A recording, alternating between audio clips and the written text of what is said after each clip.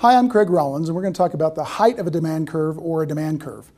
A demand curve is a line on a graph that shows the relationship between the price of a good and the number of consumers that will buy at that price. Let me show you what that looks like. Instead of getting very technical, I'm going to basically explain the concept of a demand curve in relationship to something that we all use on a daily basis, a TV.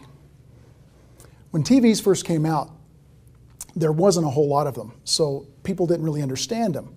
So we may have had a situation where we had the price, which was very high on this price line, and the quantity may have been very low. The problem is that you would have had a curve that looked like this. So the demand curve would have been somewhere about right here, showing what the price was versus what the quantity was. Price was a lot higher than what there was available in quantity. So if we had like 1 unit, 2 unit, 3 units, 4 units, etc., and then prices versus say, $100 to $1,000, just to give you an example.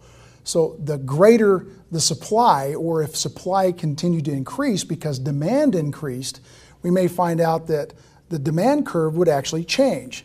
It may look something like this over time, where now you've got greater quantity, we'll put out here quantity, and price now starts to drop.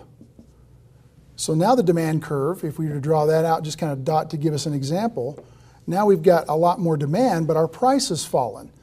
So you can actually take the demand curve is going to move based on what the consumers want and what manufacturing or production creates on a regular basis. The greater the demand, supposedly the greater the supply, and price should remain somewhat steady. In fact, if you look at TVs now, we can go to LCD, LED now is the new thing. Every time one of these new innovations come out, the pricing is fairly high. But as quantity increases, demand and supply increases, the price of the LCD or LED eventually drops, and you have more quantity, lower pricing. If you put a supply curve in here, a supply curve on this might look like that as it continues to go up. Again, using TV as an example, the height of the demand curve measures the value that buyers place on the good, which is also known as the additional or marginal benefit to the consumer.